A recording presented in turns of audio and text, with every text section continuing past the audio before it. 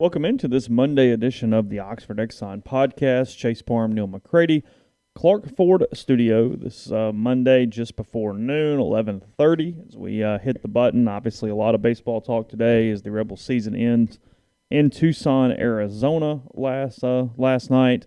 Rebels losing Game 3 of the Super Regional, 16-3, I believe, was the final score. I was kind of zoned out from a play-by-play standpoint by that point. 16-3. Rebels forced the Game 3 over the weekend, win on Saturday, but fall in kind of routed fashion there on Sunday nights. We'll talk little picture, big picture. I mean, what's next this week? What's next potentially with Mike Bianco and more. Today, probably tomorrow, probably Wednesday, and into the week as well, as it is the conversation that will be the conversation until it is settled. So we'll get into it in a second. First, talk about the Oxford Exxon, Highway 6 West in Oxford, where you can get the Speed Pass Plus app, download it, use it, earn points, save money there with the Oxford Exxon. Also get the lunch specials for $5.69, 2 sides bread, 32-ounce drinks, and more. Clean convenience stores, great gas prices, and more there with all Blue Sky locations. And again, coming to you from the Clark Ford studio. We are. Clark Ford's in Amory, Mississippi, 662-257-1900. Call that number. Ask for Corey Clark. Tell Corey what Ford product you're looking for. And he'll give you a quote within 15 minutes in business hours. It's right to the bottom line. No hassle, no haggle. You get your quote, and the rest is completely up to you. You can shop that quote around. You can do what I've done, what I recommend that you do. Let's hop into a Clark Ford today, 662-257-1900. Guest will join us this week on the Rafters Music and Food Hotline.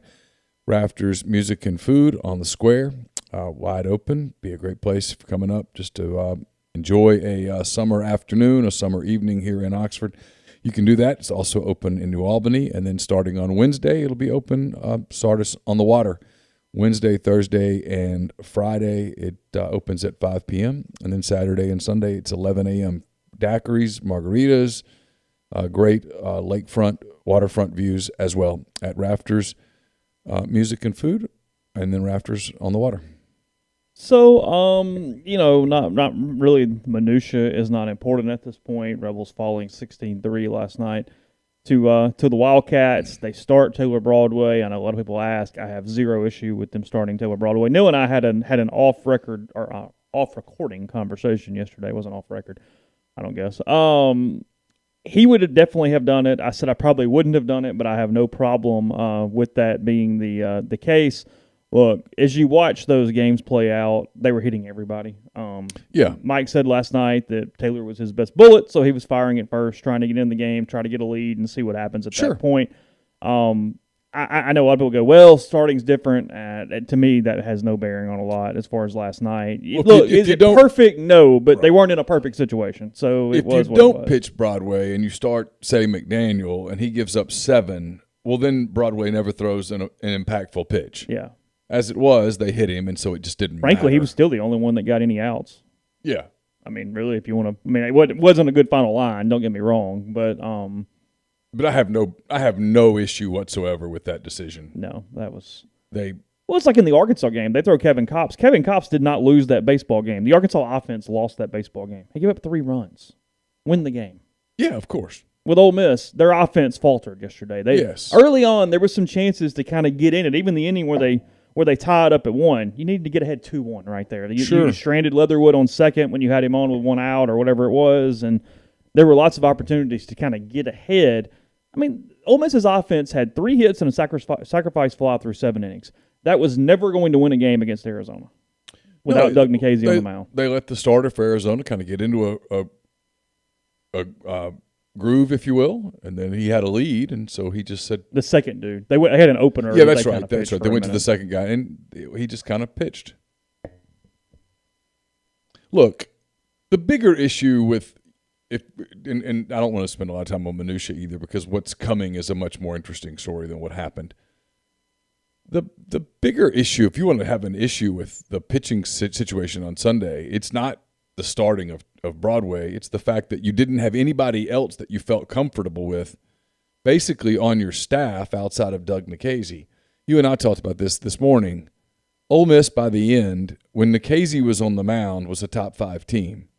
And when Nikhazy wasn't on the mound, they were average at best. Mm-hmm. There's a huge disparity. And so obviously, Doug had pitched on Saturday, and he wasn't going to pitch yesterday. And they didn't get much out of Diamond. Like you wrote on, I guess it was Saturday night, frankly, Saturday went as well as it could have gone to set them up.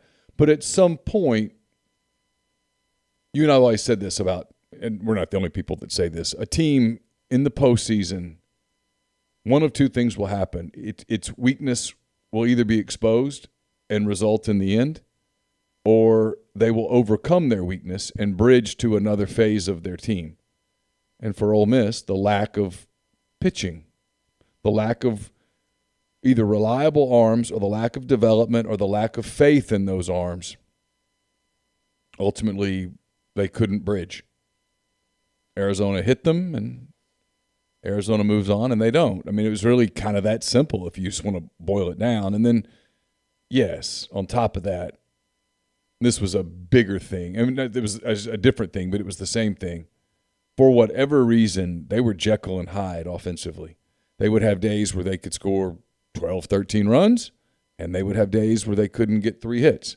And there was, frankly, not a lot of disparity, and I don't know if there's any real rhyme or reason to it. Some days their approach at the plate looked good, and some days their approach at the plate looked like they were tentative, kind of pressing, kind of unsure. And they definitely did press once it got to 5-1, 9-1. I mean, at that point, whatever. It was the early innings where I was judging the offense yesterday as far as getting out ahead, kind of seeing what they could do at that point. Yeah, look, I wrote it this morning. It's kind of what last night's column was about in a way. They were a flawed baseball team that got a lot of juice out of the orange. But at the same time, you have to look at what the issues were. They're kind of the constants that have been with this program, and it's last night gave ammunition to any argument you'd like to find. They're sitting here, and they had some injuries. They overcame a lot of adversity. From a people managing standpoint, Mike had one of his best coaching jobs. A lot of positives with the more microscopic view of things from a season standpoint. It was, frankly, I think you wrote the exact words. It was a season that they had no business getting where they got, but they had a Herculean season from Doug Nikhazy. I mean, he's maybe the best pitcher to ever play in the program from a straight college stats standpoint. They get enough offense out of the top of that order, and then down the stretch, Taylor Broadway was absolute nails, and he gave you outs every single time. He could go multiple innings, and they found ways to piece that into winning a regional, ways to piece that into even getting to Game 3 of a Super Regional because of Nikhazy on Saturday. But at the end of the day, it is about a full program. It's about the year-over-year. It's about the constants that come with that, and it's why as we look ahead and we spin ahead and we do whatever we do to try to figure out where the story's advancing, it's another Super Regional loss. They're now 1-6, whatever it is at this point. In those, they're 1-5 in Super Regional Game 3s under Mike Bianco, 7-13 overall in Super Regional games, and then they're 1-8 in games that can clinch a College World Series berth for Ole Miss. You know, Mike was at. And after 20 years, and it's 20, not 21, because 20. The 2020 year gets dismissed. You can't get counted, You can't count it for him or against him because it ended through no fault of any of his, certainly no fault of his. But that's a huge sample size. And now you know what they are. In 20 years, they've made 17 NCAA tournaments. It's a huge number. In 20 years, they've hosted 10 regionals. It's a huge number. Good number, yeah. It's a huge number. 17 regionals, 10 of which they hosted. Huge number. They're one of the top 16 teams in the country 10 times in 20 years. And that's their in the regular season. And that's their ceiling. They've made Omaha once. Yeah. So the ceiling is he has turned them into a program that is consistently ranked somewhere between 9 and 16 in the way that you do things. And so the decision that I say Ole Miss has, I'm not sure it's Ole Miss's decision at this point, but the decision that you have to make is that what you are? Is that what you are? If it is, you need to go lock him up because he does that consistently for 20 years. Yeah. And if it's not, you have to decide, are you ready to roll the dice? Simple as that. And it's such a weird decision from the standpoint of, look, I get their extremes. I get that it wouldn't be the case if you're 7-23 in the SEC. But it's not like football where you can let stadium attendance and things be the determining factor on when something is stale or off or whatever you want to call it. You know what I mean? Uh-huh. It's just that's not feasible in this because you have to fire the football coach when the stadium gets 40% full. Yeah, but my point is I don't know that Ole Miss gets to 40% unless it falls off a cliff. Yeah, right. I'm just saying, using football as an example. It's such a part of the fabric of this town to where if they're average or anything above average, they're going to fill it up. They're going to make money. Yes. It just fiscally, that is what it is. And I mean, now look, it fell off a little really in the discontent days of 12 and 11 and 13, but kind of a different day a little bit. I mean, I think at 15 and 15, for the most part, it would fill up most years. It just is the way the case is. Well, yeah, so it's North Mississippi. It's cold here in the winter.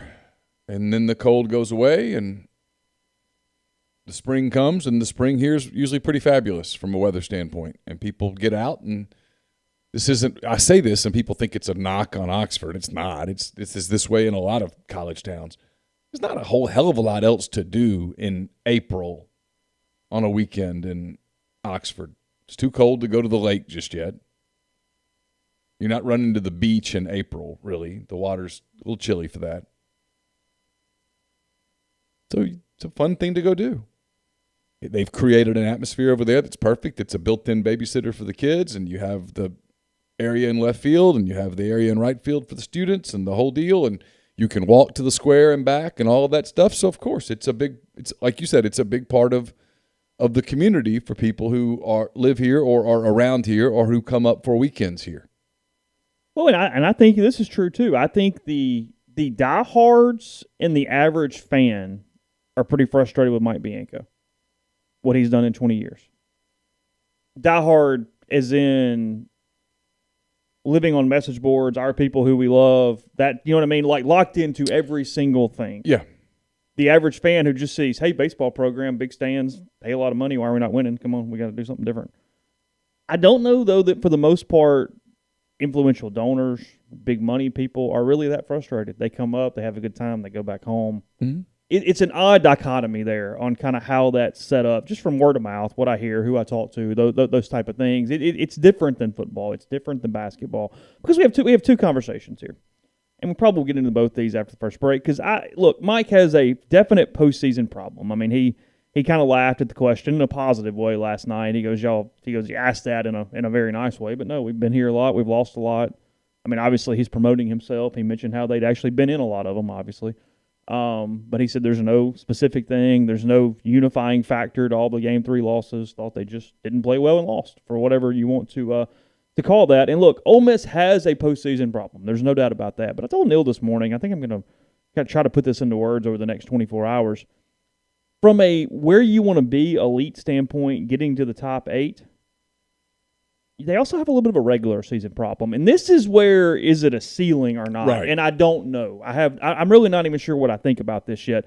Because you look back through it, Ole Miss, if the tournament went scratch, if the NCAA tournament had no upsets, Ole Miss would have been to Omaha twice in 20 years.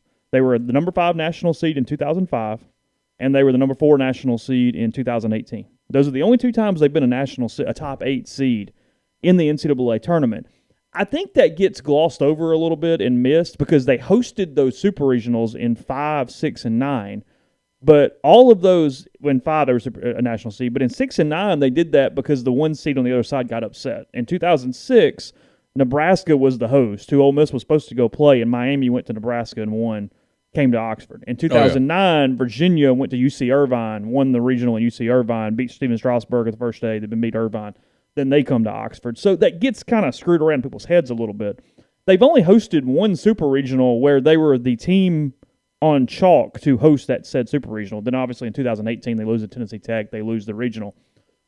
So that's the question, is how do you get 2 or 3 games better or 1 game or whatever it is in the regular season? How do you become a top 8 seed where you're not in disadvantaged super regionals? Why you're not going to Fayetteville and trying to find a win, or you're not going to Arizona against a really prolific offense over the course of the weekend and finding wins, where you get it set up for you. And I don't know. I mean, credit the political commentator on our board. I do think that has a little bit to do with some non-conference RPI scheduling stuff. Now, that gets really complicated with geography and different things, but I think that plays into it. the couple games they just lost. They lose at A&M. They lose at LSU or against LSU. They do some weird stuff. But the problem with that, though, is you have to go the other way, too. Right. You can't just get every single win you possibly can get. The Sunday win over LSU was there's a Pythagorean theorem to this, that expectancy that comes into play. But where are those misses at? Where can they get that segment of better? And I think that's as big of a key as anything. And I think I know the answer. I've been fairly critical of Mike. I think I think the biggest knock on Mike is not finding wins on the road in the postseason. The fact that they've never been the 2 seed to jump up and beat the 1 seed and go win a regional, and even beyond that, they've only played for that opportunity to win a regional as a non-home team one time, and that was in 2012 when TCU beat them twice in College Station. They just haven't done that. They didn't do what NC State did at Louisiana Tech, what Tennessee Tech did to Ole Miss in 18. It happens every year. Dallas Baptist, Virginia, you see non-win seeds get there. Ole Miss has had a ton of top-end pitching. LSU went to Oregon as a 3. Well, because Ole Miss is built for that kind of thing. Ole Miss as a program in your head is built to go through a regional over the years as a 2 seed and win because they have elite pitching. They typically have a really good number 1 and typically have a really good number 2. So you get to 2-0 pretty often, and you win things, and you stumble into it, and you out-hit somebody. And that's where you wonder, is it something else? What's happened? Why is the ceiling where it is? Because, the home losses have been bad, but if they were offset by a couple road wins, you really wouldn't be contemplating them that much. Ole Miss has only lost 3 home regionals in the out of the 10. They lost in 2004, they lost in 2016, they lost in 2018. That's it. They've won their home regionals past that point. They won 7 of 10, right? Yeah, that's correct. Yeah. So, I don't know. I think they have both those problems. I think both those problems are very applicable to what we're talking about. And it's where Keith Carter's in an interesting spot is how much of that is the coach, how much of that is the program, how much of that is fixable. What does this look like in an optimal world for Ole Miss baseball? What is the situation that makes the most sense from a scheduling, a winning, the whole deal? And I don't know. In Keith, it's kind of where we'll tease this and come back and talk about the 2 different things that could happen over the course of the next week.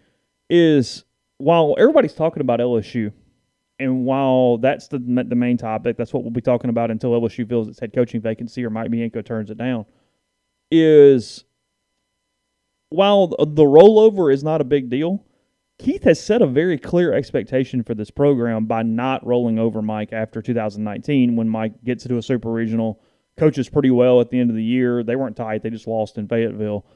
And he didn't roll over. Keith, I don't have his quotes in front of me, but Keith's quotes were, hey, we're changing up some contract stuff. This is about Omaha. This is about the College World Series. We're doing this. We're doing this. We're doing this. Even after the 2020 season that gets killed by the pandemic, he rolls him over. He swaps out some contracts, things, gets rid of that terrible contract that Ross puts in place, and makes most of the escalators College World Series based. That's what it was. You're going to make a lot of money as a base. You're going to make a ton of money coaching Ole Miss. But to make more money, you have to get to the College World Series. And that doesn't necessarily mean Omaha or bust, but it does mean, hey, we're going to stop rewarding everything but. Yeah. It's nuanced, but I do think there's a difference on. It's nuanced, but it's more Omaha or bust than it's anything else. I mean, you could, if you have to make a non-nuanced argument, that's what it would be. Now, I realize that's not the way it is, but that is essentially what he said. And so in a scenario where, for example, let's just say hypothetically that Bianco's not involved in the LSU job, which I don't believe to be the case, but if that's the deal, then yeah, whether you roll him over or not is making a statement. Because if you don't roll the contract over, the statement that you make is if next year goes worse, we're making a change. Well, yeah, no, there's 100% that. And I guess the reason I think it's nuanced is I don't know that Keith would, and I don't know, maybe he said he would, but I've never asked him this question, so whatever. But I don't know that Keith would have this level of contract in for a contract he wasn't trying to fix. Does that make sense? Yes. Like, I feel like Mike was never going to take a pay cut, so he's stuck at 1.2 no matter what's going on. So you got to figure out how to only maximize past that above 1.2. I mean, in a perfect world, you're paying somebody $800.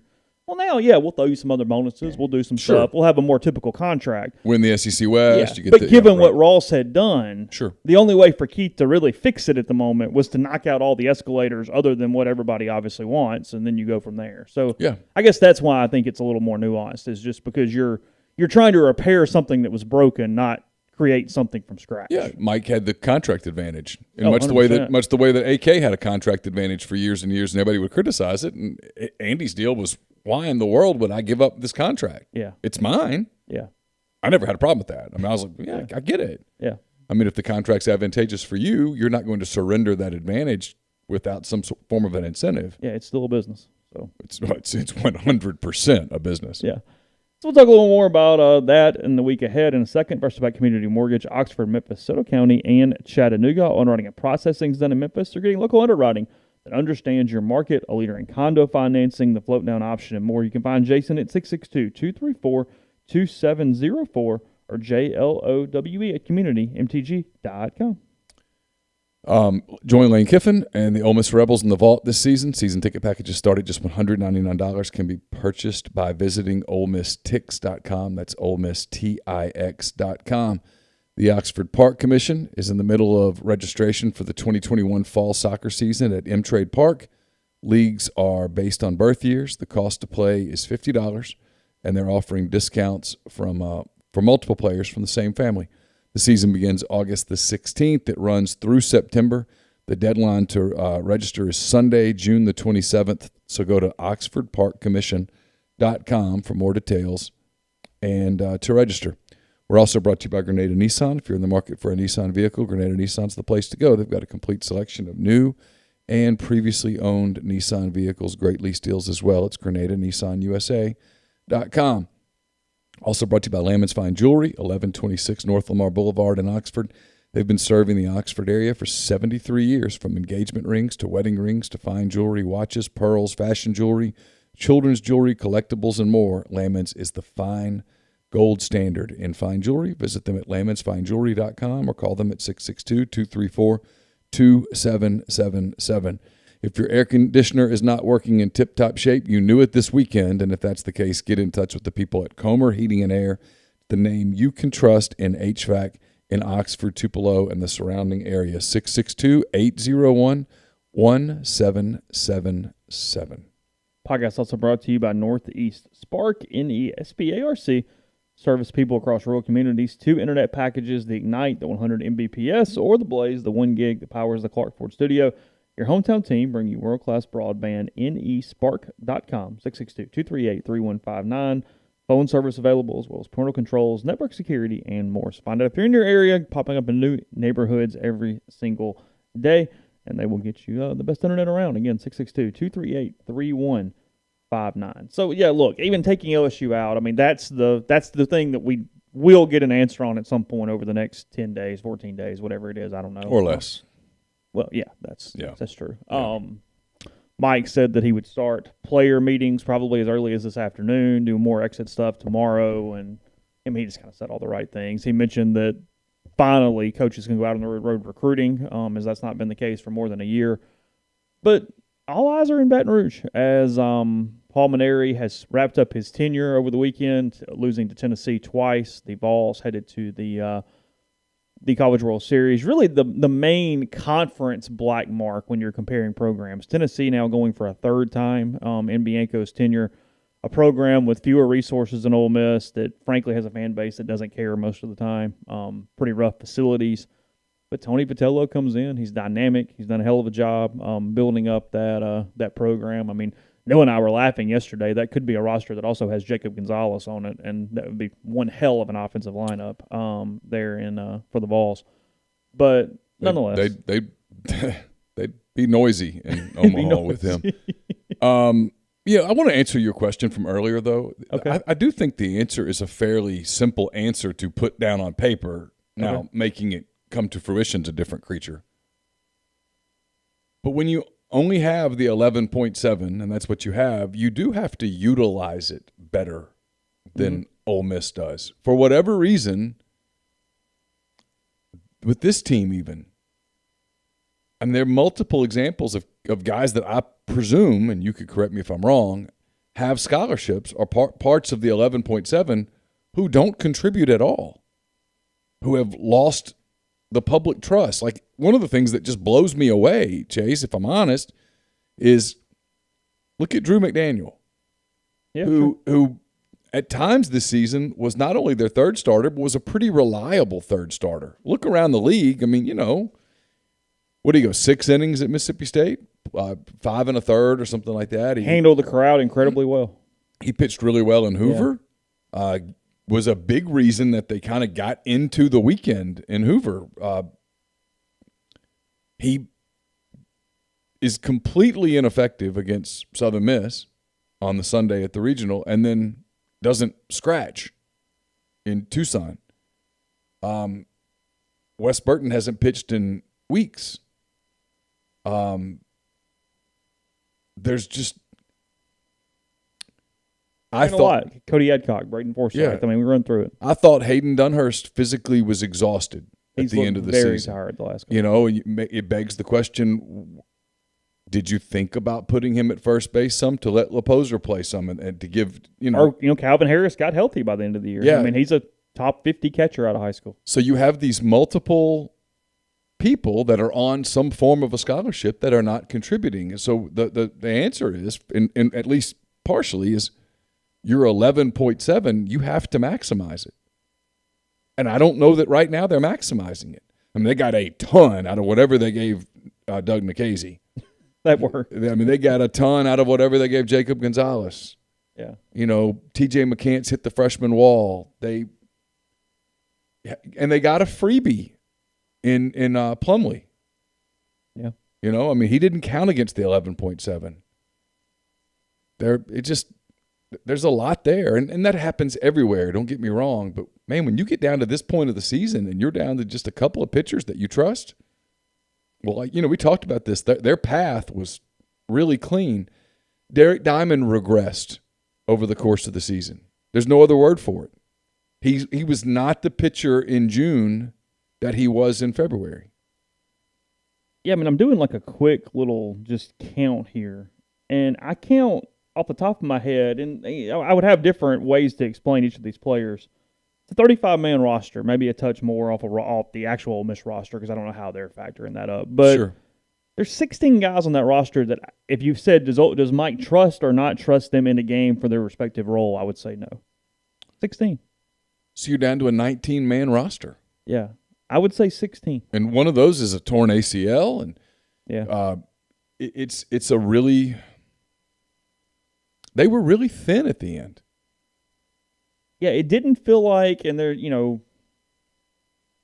Mike said, hey, some of these guys are still freshmen. They didn't have last year, but the development seemed off in some ways. I saw the stats on the board. I haven't checked them, but assuming they're correct, almost allowed the second most runs in the SEC from a staff standpoint. That's not a typical Mike staff. That's something that doesn't typically happen. They played at least half the season with 2 All-SEC caliber starters, 1 All-American and Doug Nikhazy. From a mound standpoint, at the end of the year, who does Mike really, really, really trust? Doug Nikhazy, Taylor Broadway, Tyler Myers. I'll give you Derek Diamond, Jack Doherty. About it. There might be one more I'm forgetting off the top of my head, sure. But it's 5 dudes, maybe 6 if I'm forgetting someone, including one guy that was redshirting into April. That wasn't even on the thing. And now he gets credit for that, but at the same time. And you can get away with a 5-man pitching staff this late if all 5 can give you length. Yeah. But if one of them is like, hey, this guy can go 2 innings and then he can't go again for 3 days, well, that doesn't count. Mm-hmm. Look, they were harmed badly by losing Hoagland. Oh, I mean, it's almost impossible to address it. But Chase, even if they had Hoagland, at this point they're a third starter short. Yeah, Brandon Johnson. Sorry, yeah, I knew I was forgetting somebody. By the end they didn't have a second starter. No. that they completely trusted. Throw in a lineup that half of it really wasn't productive. That's tough. Frankly, it's a wonder that it's a testament to Doug Nikhazy, honestly, that they got as far as they got in the postseason. And depending on who's in the lineup every day, almost half the offensive lineups in different defensive positions than they typically would play. I mean, it was a lot of just sort of square peg round hole to this season in a ton of different ways. I mean, Justin Bitch is a utility guy, but third base is probably his third or fourth best defensive position. TJ McCants is a shortstop. Kevin Graham came in as a corner infielder. He's playing corner outfield. I mean, there's a lot of stuff going on all over creation, like you said. And now some of that is Tim's injury preventing him from playing a position and different things, and it rolls around. But if he doesn't get hurt, he's the first baseman, and they don't do the whole. They have some more maneuver room because we don't talk about it because there's no way to quantify it because we don't have analytics like the major leagues do. Ole Miss was a really bad defensive baseball team this year.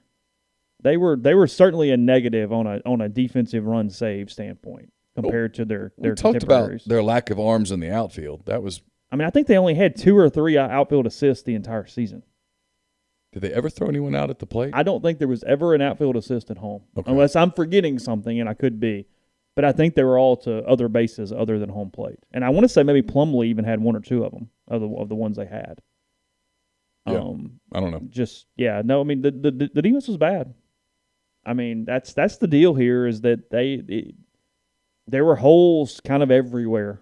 And that's where we come back to kind of coming full circle before we talk more about LSU is there was just you have ammunition for whatever you want to say. Program-wise, things have to get better. They're not good enough. They're not good enough in multiple ways. They're not as good as they have been some other seasons. And when you start projecting out for next year, got a lot of question marks. Got to figure it out. There's no obvious answers in some different spots from that standpoint. But Mike found a way to get to 45 wins, found a way to win 21 SEC games with this hodgepodge that I'm talking about in a lot of ways. Because you can't give every bit of credit to the players and then put every bit of blame on the coaches. It doesn't work both ways like that because you have to go, they only did that because of Nikhazy and Elko. Well, they get credit for them just like they don't get credit for anything else. I mean, and again, it might not be fair to boil it down this simply, but we talk a lot about floors and ceilings. And it appears that the way the program is set up today, they have a very high floor and a ceiling, one of those 10-foot ceilings. Yeah. There's no big spacious area. The big entryway thing. There's a roof. Because 20 years have told us that's where the ceiling is. They've gotten through it one time, and that one time was, and I'm not minimizing it, but they went and played a Sun Belt team. Mm-hmm. When they've played in a Super Regional against a Power 5 team, they've lost. Mm-hmm. They've hit a ceiling. Now, the floor, there was an Alabama fan in the thread a minute ago said, I'd take that problem. I'd love to be playing this late. Sure, and that's a valid point. We can laugh about it, but it's a valid point. The floor with Bianco is making the tournament 85% of the time. It's a huge number. Yeah, they're in the bracket almost every damn time. And, they would have made the tournament last year. Oh, yeah, sure. But throw that out. 85% of the time. 50% of the time, which is a huge number, they've hosted a home regional. So their floor is somewhere between 9 and 16 nationally, but the ceiling is 9 and 16 nationally. Yeah, if you convert it to basketball, which most people understand better, half the time Ole Miss is going to be a top 4 seed in the NCAA tournament from a basketball standpoint. 4 brackets, 4 seeds. If it was a basketball thing, they'd be a top 4 seed half the time. Yeah. And every time they would win a first round game if they got in, pretty much. A couple losses there, but not often. And then a damn lot of the time they would advance to the Sweet 16. But they only made the Elite 8 once. That's what you're dealing with. Yeah. And that year they got to the Final Four. Yeah. Good program. I mean, above average program. Really good program. Oh, no, it's not an elite program. It's a top 16 program, but it's in the bottom half of that top 16. And so you have to decide, well, what are you trying to do? And if the answer is, well, we want to be better than that, okay, well, how do you get there and who gets you there? Because it's my opinion that Mike's going to have a job offer this week. In sourcing-wise, I agree with you. I've just got this little thing in the back of my head, and I don't even really know why. Sure. I don't have a factual reason for it.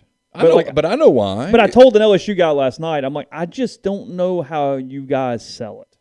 I know how you sell it. I know what the argument is. The argument's very simple, is that he has zero scandal anywhere. Yeah. He's going to win a ton of games. He's very, very consistent. And LSU, right or wrongly, believes their program is good enough that he can find those extra 2 to 4 wins that he needs every year to be successful. That's the argument, whether you like it or right or wrong. You know what's interesting about that, too, is that historically that argument holds up. Over the last 4 years, it really doesn't. LSU hasn't been better than Ole Miss the last 4 or 5 years. No. They haven't.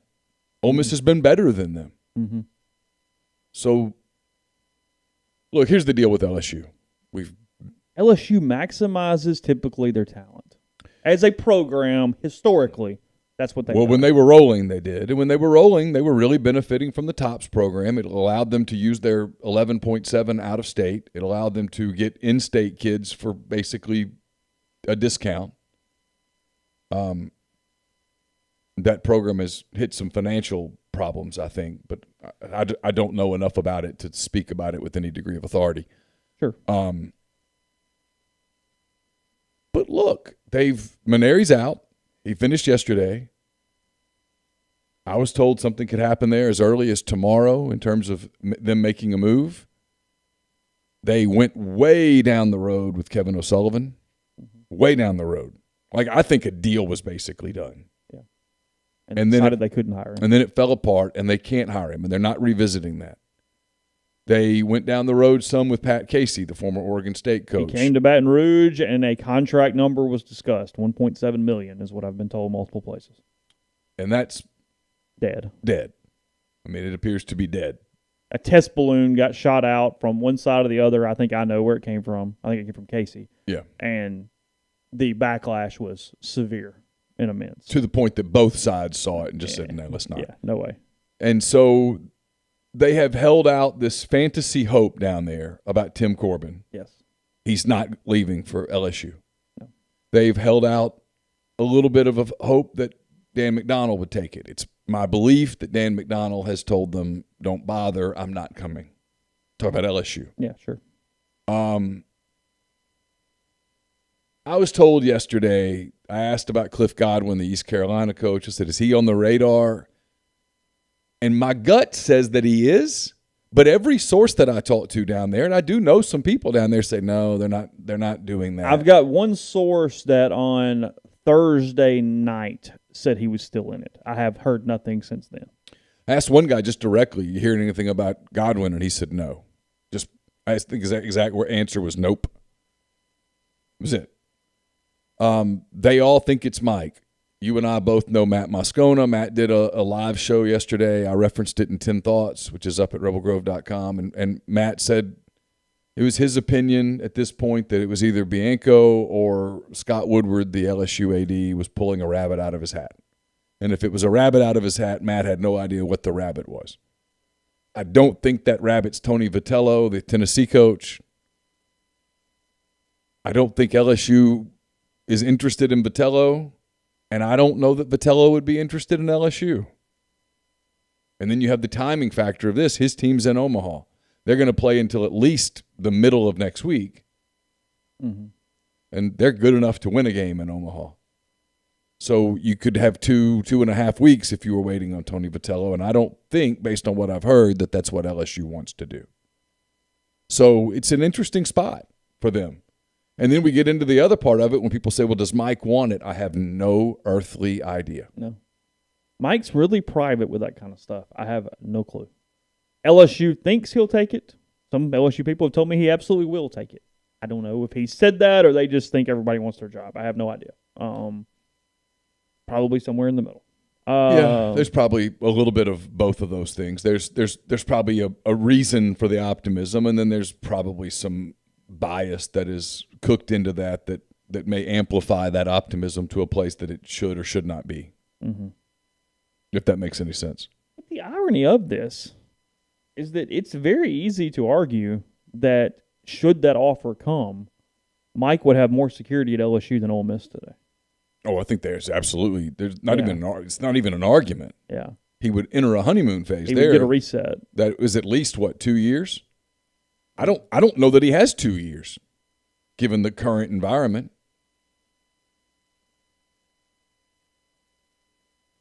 Yeah, grind. If State wins today, that's 3 in a row for them. And that's big. I think we can downplay that and pretend it doesn't matter, but it does when so much of the defending of Bianco, and I'm not judging one way or the other, but so much of it is, well, there are limitations as opposed to the rest of the SEC. That argument loses some luster when Mississippi State, which theoretically has the same limitations, is able to max out in a different sort of way. Fairly or not.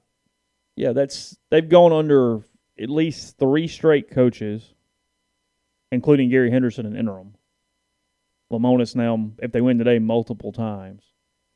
And Ole Miss is 3-16 in the last 19 against State, I think. Something along those lines. Something like that. I don't know the exact number. You know, Mike's daughter has 1 year of school left. She'll be a senior at Oxford this fall. A superb young lady, by the way, just for the record.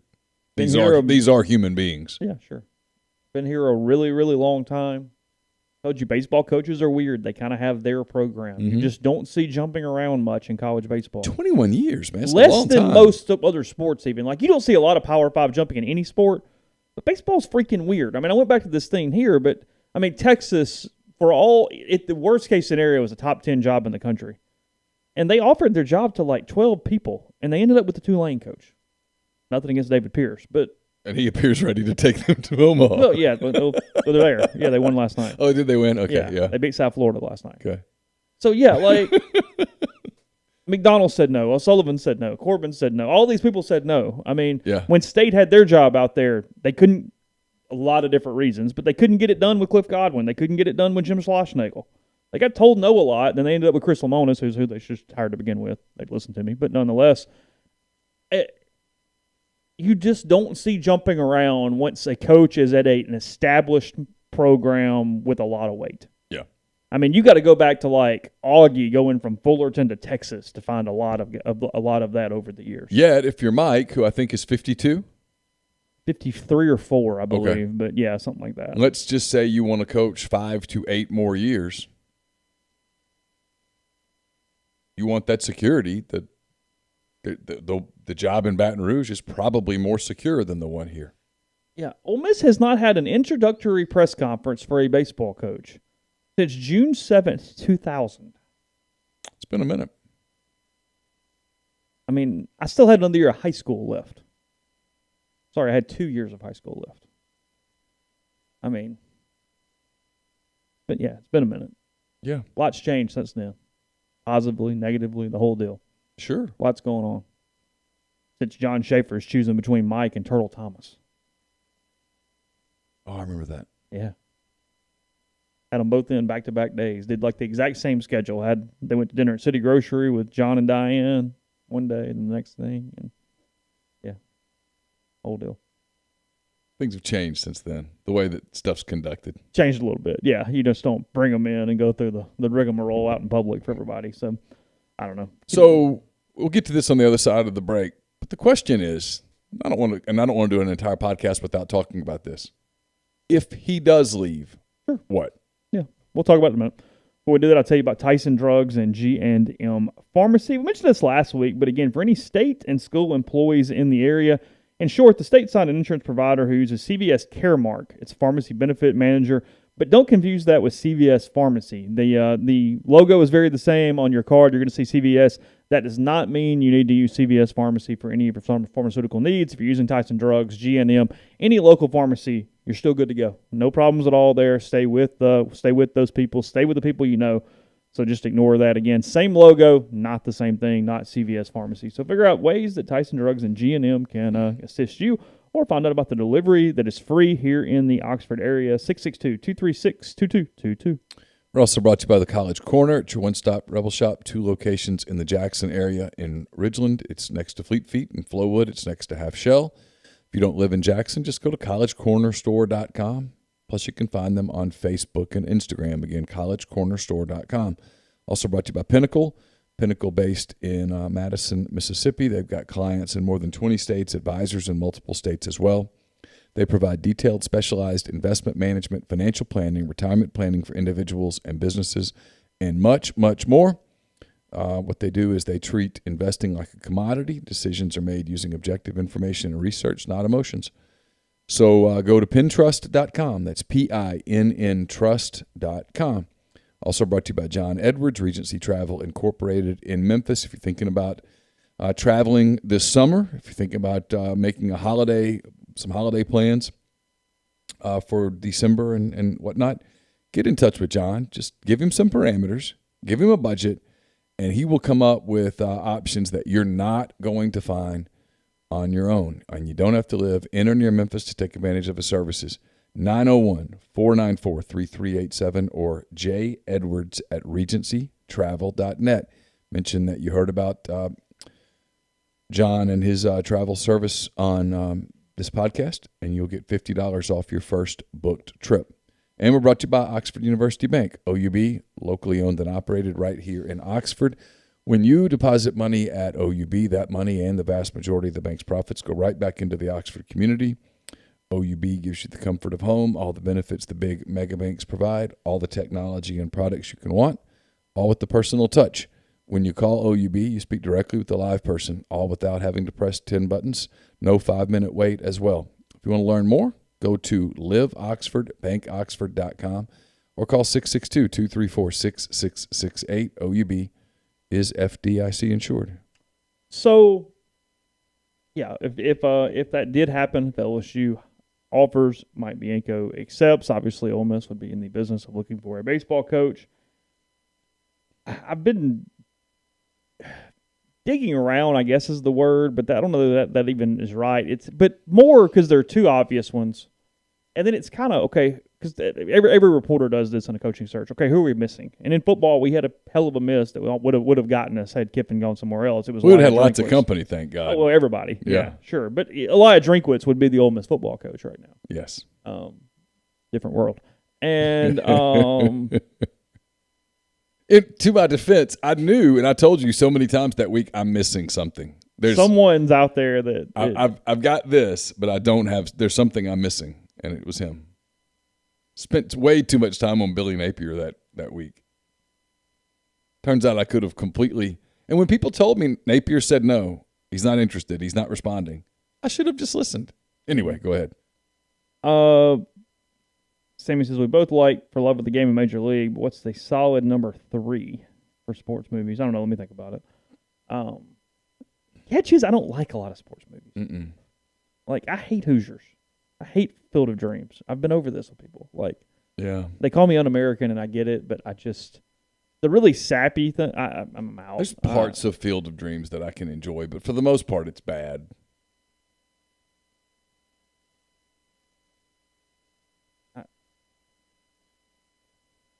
I know. I mean, just it's a little too Hollywoody. Also, I saw something the other day. Everybody misquotes this. Everybody says if you build it, they will come. It's he will come, not they, in Field of Dreams. Right. But I bet 80% of the world says that incorrectly. Yeah. They think the people, the dad. It's him. Right. It's not that everybody's going to come. John watch. Kinsella. Yeah, it's John Kinsella. That's it. So anyway, sorry. Yeah, they're screaming at us right now. I'm sorry. Yeah. It's okay. So the rest of the show, Major League Breakdown. Okay, look. Again, there's two obvious ones. I've been trying to Dan figure out. McDonald and Cliff Godwin are the two obvious ones. I've been trying to figure out who else makes sense.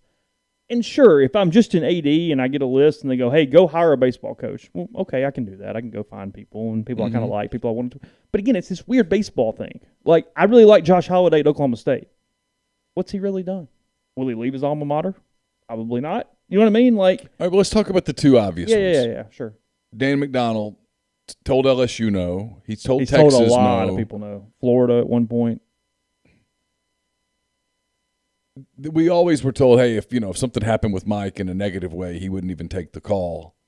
Well, if Mike left for LSU on his own volition, obviously landing very much on his feet, is that, in your opinion, what are the odds that he listens enough for it to be serious? I think he would take the call under the fact that Mike leaves on his own, because he would look. If Mike Bianco was fired, he wouldn't even take the call. Right. And then 2, because frankly, he's a little more frustrated than he's ever been at Louisville. Tom Jurich is gone. The way they handle some COVID protocol stuff over the last 12 months. Just in general, I'm not even saying he's unhappy at Louisville, but he's less happy than he was 3 years ago, 4 years ago, however you want to quantify that. Dan's been to Omaha 7 times, I think. I think he's been to the Super Regional round maybe 3 more times other than that and lost. Very accomplished on a program that did nothing before him. Yeah. He would take the call. He would listen. I had someone that knows both of us an hour ago, Neal knows what I'm talking about, that said he still did not think he would take it. Thought that just the whole year program thing. Frankly, the irony, what he learned from Mike Bianco 20 years ago. Go to a place, treat them well, and if they buy in, here's the catch though. If they buy in and give you what you need to win, stay there. Grass isn't greener. Build that program. Mike Bianco's mantra to Dan McDonnell 20 years ago, 13 years ago, 14 years ago, everything. So no Tom Jurich in that AD office anymore. That's what I'm saying. If you get that's the catch here. But what gives me pause is if Dan is just wanting to get out, or if he's open to getting out, why are you telling us you know? Why are you telling other people no? Why are you not floating a little bit with whoever your agent is? I have no clue. I mean, look, I don't know. He has sentimental ties to Ole Miss, but that feels flimsy is the sole reason. He would win here. You absolutely make him say no. Forget all the ties. He's the perfect coach if you can go out and just get anybody you want. It's a clear number one. It's Dan McDonnell. And then here's the guy that I think's really interesting, and that's Cliff Godwin. Cliff Godwin is incredibly interesting. Because you pick up the phone and you call McDonnell, and if he says yes, well, then you send the plane up there fine. and you go do it, and no one. Yeah. It's a win for everyone. Michael applaud him. We're all good. Yeah. Yeah. Fine. I mean, in this scenario, Mike landed on his feet, making 1.6 at LSU, and it's fine. If he says no, or just goes, hey, the time's just not, and just this is where I am. The next call, according to conventional wisdom, is Cliff Godwin, who has taken East Carolina to the Super Regional round 3 times since 2015. And they can't get over the hump, but it is East Carolina, and they've had some terrible draws and whatever. But there's a part of me, and I don't know this as well as you do, but I try to sometimes distance myself and get as close to 30,000 feet as I can and look at it and go, okay, if he didn't have ties to the Ole Miss program, and I know it's deeper than that. He has ties at LSU. He has ties at Vanderbilt. He's a very accomplished assistant who has done a terrific job at his alma mater. But if he didn't have that tie to Ole Miss, would he be any different than Josh Holliday? Well, I mean, you probably could. I mean, we're under the premise you can get him is the biggest difference. I mean, yeah. I mean, I like Josh Holliday a ton. I just don't know that you can get Josh Holliday. Right, but my point is that... No, I know what you mean. I mean, he's like every other B-plus candidate out there that it's just kind of whatever. Yeah, that's what I'm saying. I mean, it's not a knock on him at all, not even a little bit. But I think you could make the argument so you're getting... Basically, you did nothing to retain a coach who you felt the Super Regional was his ceiling, to hire a coach who so far the Super Regional has been his ceiling. I mean, one of the reasons why it still makes sense beyond just sentimentality with Ole Miss or whatever is that he does know the Ole Miss program. He's recruited to the Ole Miss program. Of course. There's those things where you don't have to wonder, hey, how would this guy adapt to the SEC and whatever else? And because I'm not interrupting you, but to include this in what you're about to talk about, this is also a sport that I make fun of it and you joke around and we laugh, but you're basically recruiting 8th graders. So what happens from a coaching change standpoint with incoming classes, and do you need somebody who's tied in enough in this part of the country that he could keep a class together or accentuate a class or all of those things? So, yeah, Cliff is really, really good at that kind of thing. Somebody said, why would you want a Bianco protege? Cliff's a lot more complicated than that. Cliff's worked for Tim Corbin. He's worked for Paul Maneri. Worked for Mike. He's been at Central Florida and built that program with the coach that's escaping me right now that was there for a long time, Terry Rooney. He's got a really, really wide berth of experience in college baseball beyond Ole Miss. Right. Cliff has two qualities, and I'm biased because he's a friend of mine. He has two qualities that make him succeed at college baseball or just coaching in general. He really, really freaking cares. You see how emotional he got yesterday, and it wasn't fake. It was real. He was hurting for his kids. Sure, it was real. And he's stubborn as hell. He just doesn't fail because he's, by God, finding a way, and it's all he does. The Super Regional rounds have been complicated for him. And, yes, that is the knock on Cliff Godwin to replace Mike Bianco because, the bugaboo for Mike is Super Regionals, and Cliff's 0-3, 1-6 in games. And he's been outscored. I did the math this morning. I think it's 50-12 in the 6 games. He's gotten blown out a couple times. They played well against Vanderbilt. Really they just ran into Rocker and Leiter. It is really what it is. well. They actually pitched. He would have been a pain in the ass for anybody else because Gavin Williams is a really good number one. But point being, they've drawn at Louisville, at Texas Tech, and at Vanderbilt. It's really freaking hard for East Carolina to get a top 8 seed. I mean, they've got to be 50-6. Kind of have to be perfect. Yeah, it's got to be like Lafayette in 14, where you just run through everybody. And frankly, it's where their conference almost hurts them a little bit. And I know I'm justifying, but I have a point. Is that the American doesn't get the appeal where you get the benefit of the doubt, but it's too good to run through it. So you're just stuck in this middle ground of you're going to face some good pitching. Yeah, you're going to run into Tulane and Houston. You're going to get beat some. People. Yeah, sure. Yeah. Mm-hmm. So I don't worry about that from a standpoint of, Cliff can't get through the Super Regionals. Like I don't feel like that's a fair argument at this point.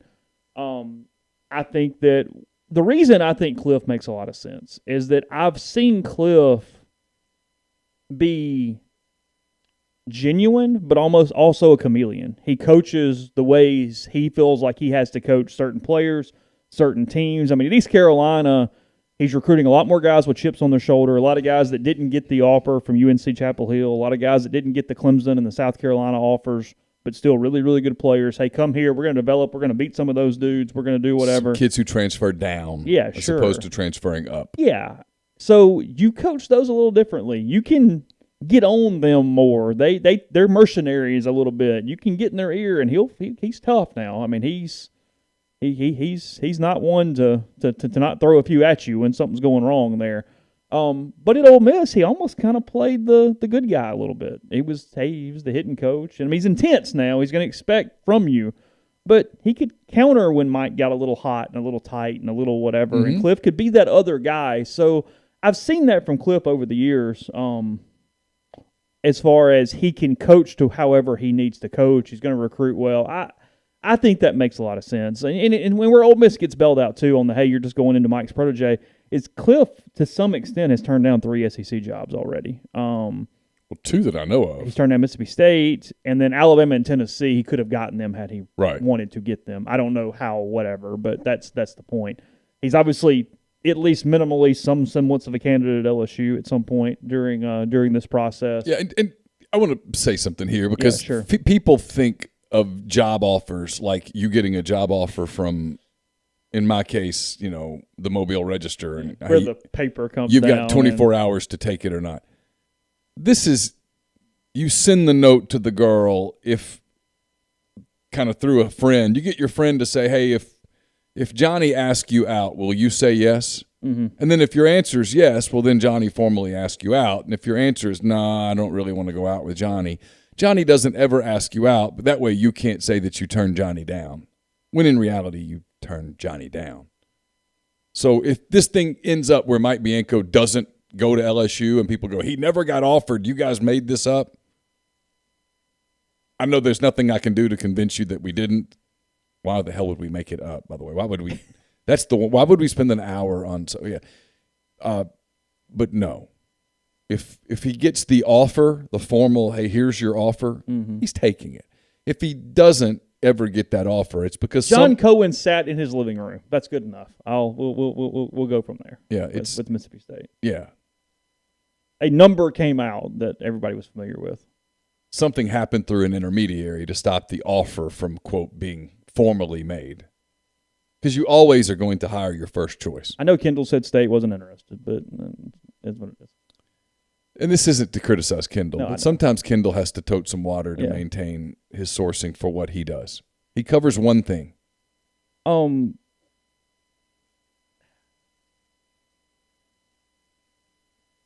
of the things here, too, is that while I do believe Cliff would take the job, he's going to have to kind of come down off this emotion he's on right now. Like, you're just playing this thing out just for the sheer hypothetical of it. LSU hires Mike in the next 48 hours. Cliff Godwin's sole purpose in the coaching profession, not since 2015, period, has been to coach at East Carolina and get them to the College World Series. Yeah. Something that his mentor, Keith LeClaire, who died of Lou Gehrig's disease, couldn't do.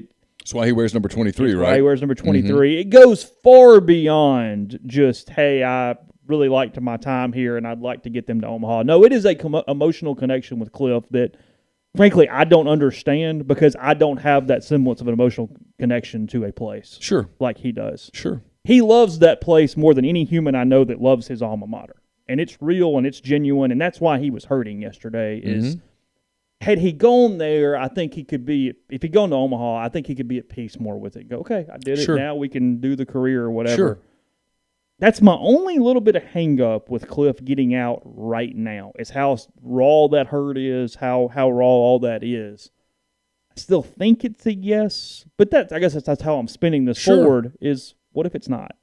And then you're out here, and then now it becomes – and I can't relate to it. I can just name some dudes, but I don't know. Yeah, I can't relate to it, and you can't relate to it. But there are people who love an alma mater like they love a child. Yeah, no, it's passionate.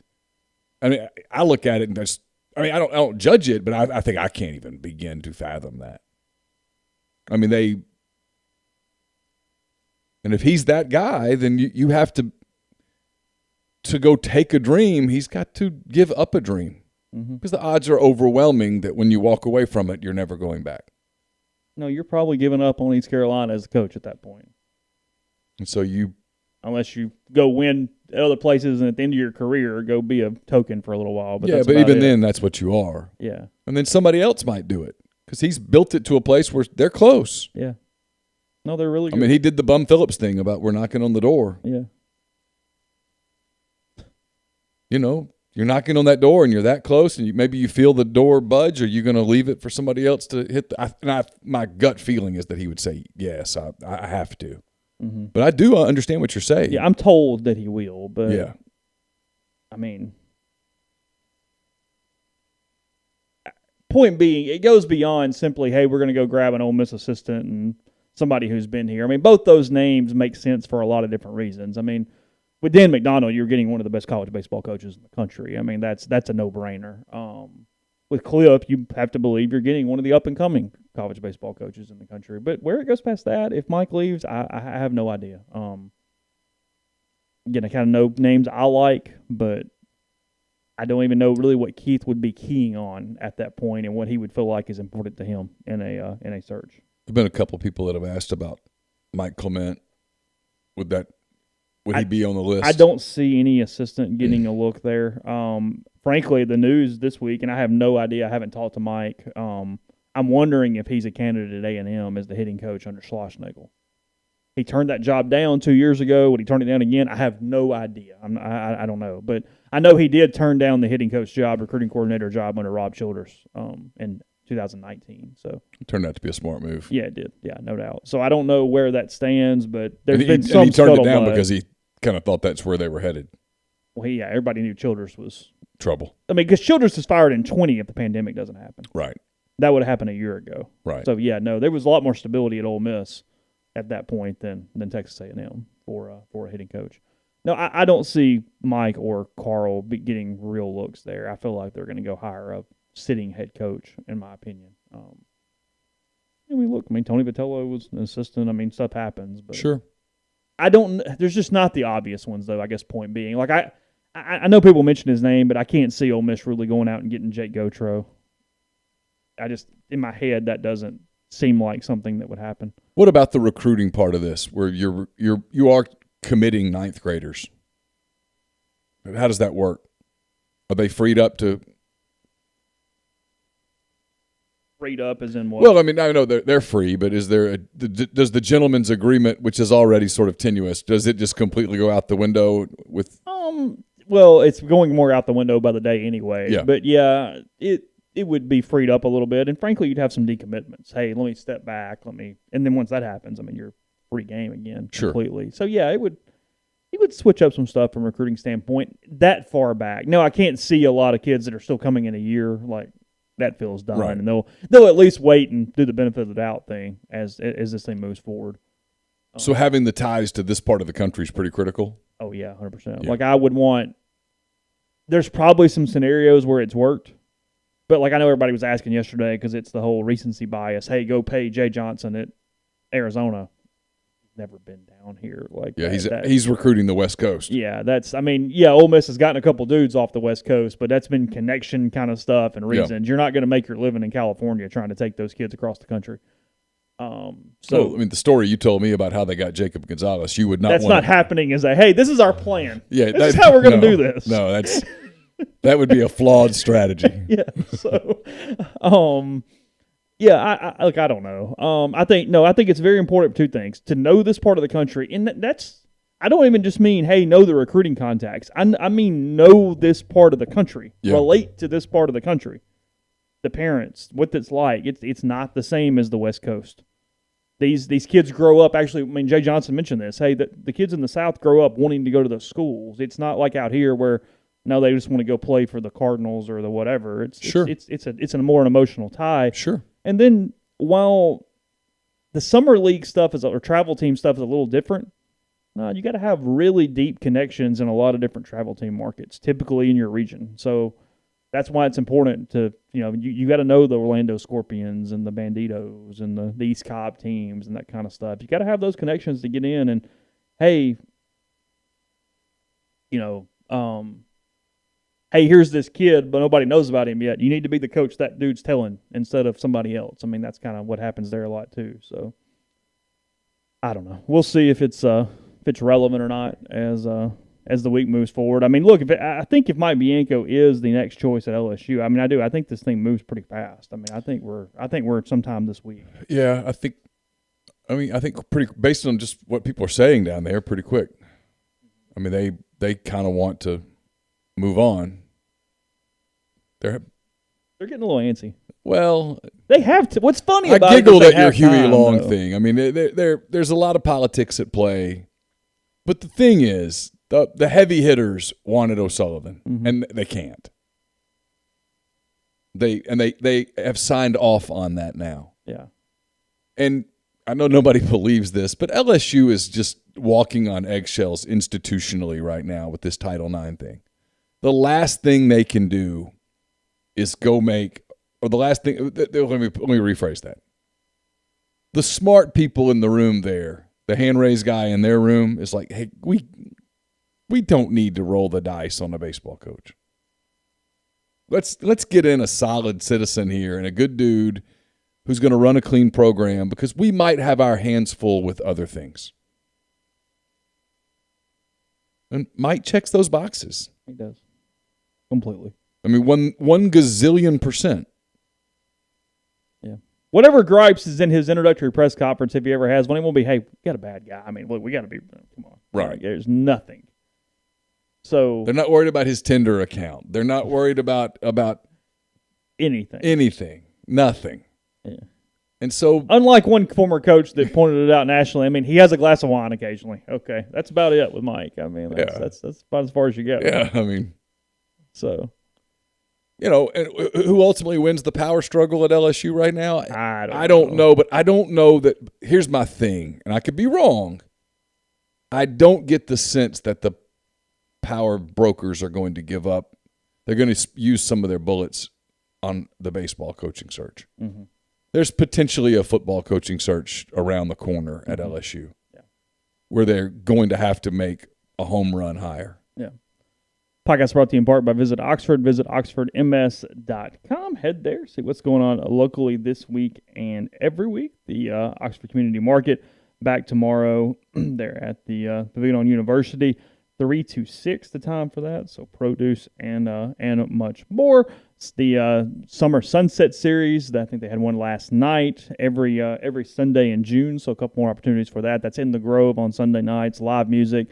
Take your picnic, take your blanket, enjoy something here locally in Oxford, especially with baseball out now as we move into the summer months. Good opportunity for that. So check out the events page. Double-decker bus tours coming back in the fall and more. Visit oxfordms.com/events.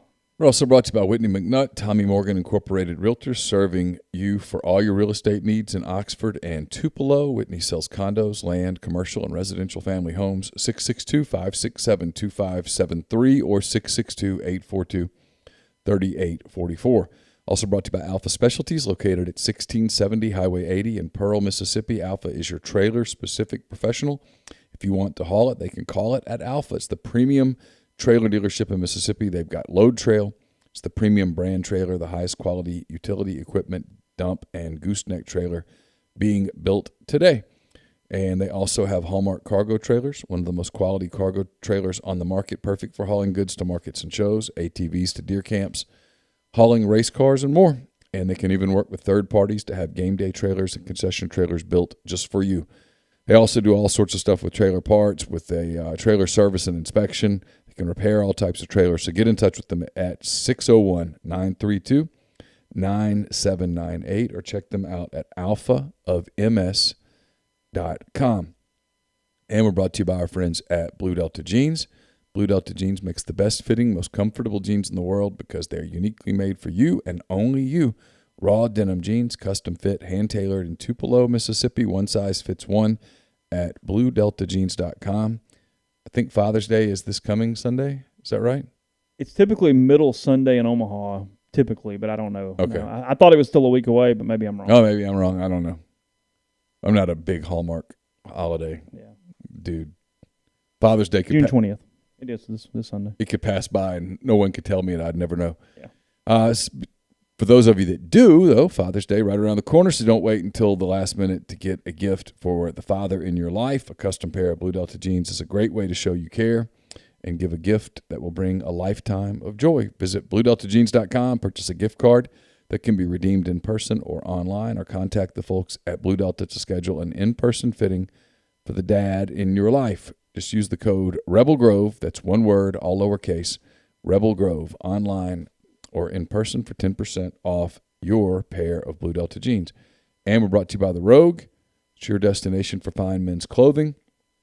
Their stylist hand-select pieces from top designers, from work to lifestyle to nightlife. There's the perfect something for everyone at The Rogue. All the best items from Peter Millar, Martin Dingman, Jack Victor, Halsey, Duckhead, True Grit, and more at The Rogue, 4450 I-55 North in Jackson, or therogue.com. And we're brought to you by Joey Erickson, Heron Gear Chevrolet. Let him help you find the vehicle you're looking for at a price you can afford.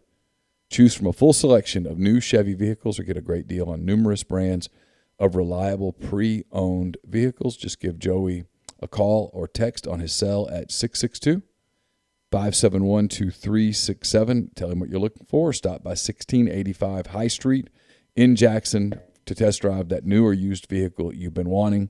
Let Joey earn your business. And with any purchased vehicle, just tell him you heard about him here on the podcast or the Soft Verbal podcast. You get a $50 gas card. So, I don't really necessarily know what's next from the standpoint. I mean, again, we're kind of waiting on LSU a little bit, waiting on whenever Keith. Or Keith doing something preemptive. Yeah. I mean, look, there's plenty of ammunition for him to push the issue a little bit here and go, hey, what's going on? I mean, less than had they won, because then you're going, hey, we need to extend, we need to get this done, and you kind of see where it goes from there. So a little less than that, but yeah, I don't know. I mean, I would assume that the days move pretty quickly here. Like I said, LSU doesn't calendar-wise have to move fast, but it feels like they're ready to move fast. They're kind of done with it in a way. So I think that probably does happen over the next 72 hours, pending a start over. Well, along those lines. if they're going to get Mike, there's no reason not to do it now. They want to go ahead and get it done. The faster you get it done, the faster people. You know how this works. People that are against a coach quickly get for the coach after he's introduced. Mm-hmm. I mean, hypothetically, Mike Bianco could sit at a podium in Baton Rouge and talk about his love for his alma mater and Cammy's alma mater, and Skip will be over there, and the respect that he has for Skip, and you know, crack some joke about how he's going to have to wear a different uniform number because his son has his. I mean, there's all sorts of crap that he could do that would endear him, to the populace down there until he starts losing games. And the truth is, Mike doesn't lose regular season games much, so it'll come down to postseason. And frankly, replacing Paul Maneri, and this is no disrespect towards Paul because I really like Paul, and I got to meet his dad a couple of times. He's a nice dude, and he's a fantastic guy. He's a big Cubs fan, and we sat and talked. He was. We talked Cub minutia in 2003. I'll sitting in the press box before LSU and somebody, and anyway, I think it was 2003 or 2007. I don't know. It was sometime, but yeah. Wouldn't you rather be the one replacing Maneri right now as opposed to replacing Skip? Well, yeah. Replacing Skip was kind of like replacing Saban. Yeah, good luck. You know, Maneri did not finish with a flourish. No, it's been pretty average. And so, you know, you take a trip to Omaha now in your first couple of years there, and you're immediately everybody's guy. Yeah. Yeah, I was kind of looking. I'm pulling it up. Maneri was in the College World Series last in 2017. He lost in a regional in 18, and then a Super Regional in 19 and 21. Yeah. Also kind of shows their expectations, though, because, I mean, still not bad. Well, their expectations are to get to Omaha. And then win it. And then, frankly, to win in Omaha. Yeah. He was the College World Series runner-up in 17. They lost to Florida in the final. He also went in 15, 13, won it all in 9, and went in 8. Missed the postseason twice in his tenure. His very first year in 07, and then 2011 when they had the 22 RPI at 13 and 17 in the league and missed the regionals. So those are the 2 times. His background prior to that was actually the last time Notre Dame has been in the College World Series. He was the coach at Notre Dame when they went in 2002. With the Fighting Irish there. Is that tonight, Notre Dame State? I think so, yeah. Yeah. I mean, State's lucky to still be in it. I mean, they kind of escaped game 1 and then got popped pretty good yesterday. What have you thought of the broadcast?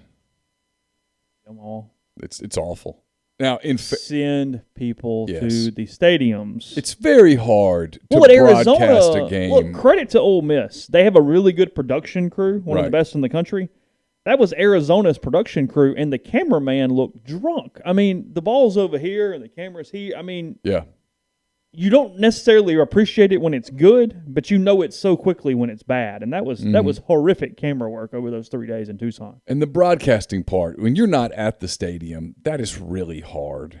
I don't know if we've had a more awkward – well, it went on like 20 minutes, but I know it wasn't. When they were interviewing Mike Candrea on Friday night. The softball coach. The softball coach. He's in the stands with AirPods in, and like they go to break, come back to him. It's like, who gives a shit? Yeah, where was hand raised guy on, hey guys, abort. Like, I know he's a very famous name in college softball, but kind of wasn't the time. Yeah, right. Like, come on. Well, and then like the announcers, like they're people we kind of know, but they've got like Arizona jerseys hanging up in the back. It was just all kind of But I blame ESPN. Oh, it's their fault completely. I don't blame the announcers. No, they got assigned, and it was bad, but it was predictably bad.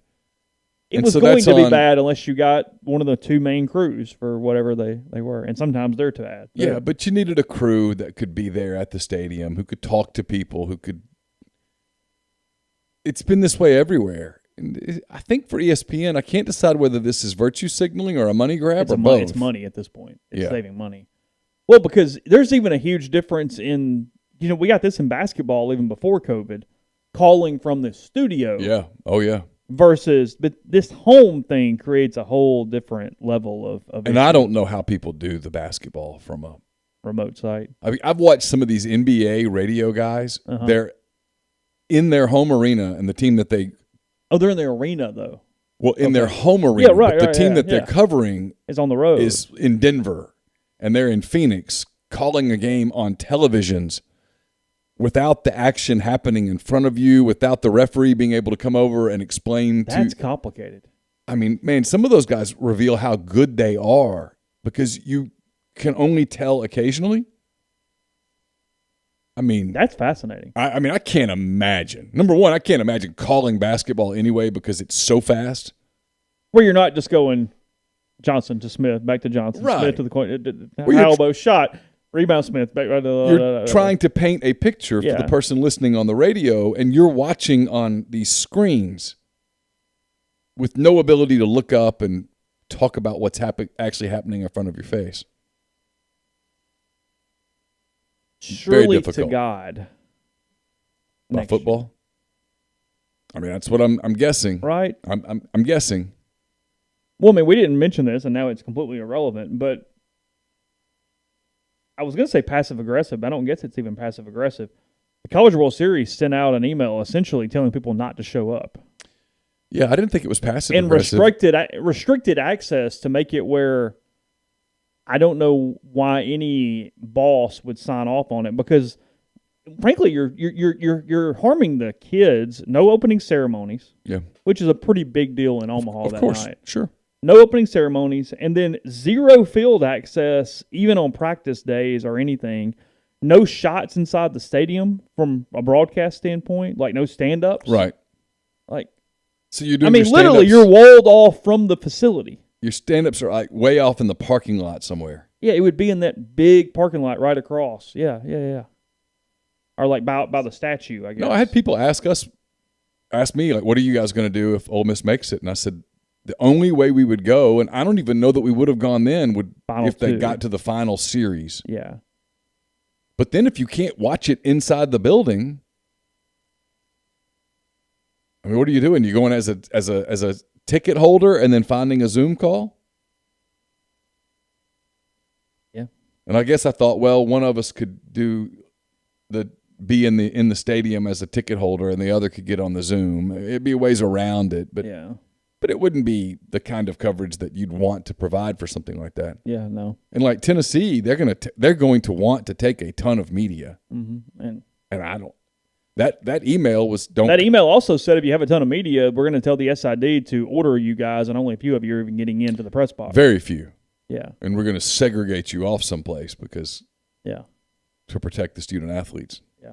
Well, because that was the thing. It was like no field access because of tier. Like what? It was like okay, fine, like whatever. Yeah. I mean, I've been hanging out with these dudes all year, but sure. Yeah, it's ridiculous. That was really good when the announcer in the middle of the game learned that Plumlee was a quarterback. Like they're just seat of their pants. Like did they not do any homework? It was almost kind of refreshing because it's like we talk about that so much. You didn't know, really? I know. Some bitch. Just think if Ely had been out there too, your mind would have been blown. Yeah. It's like Jesus. But calling a baseball game from a remote location. Come on, it's very difficult. Baseball's a game that has a different kind of pace to it. You need to be there. I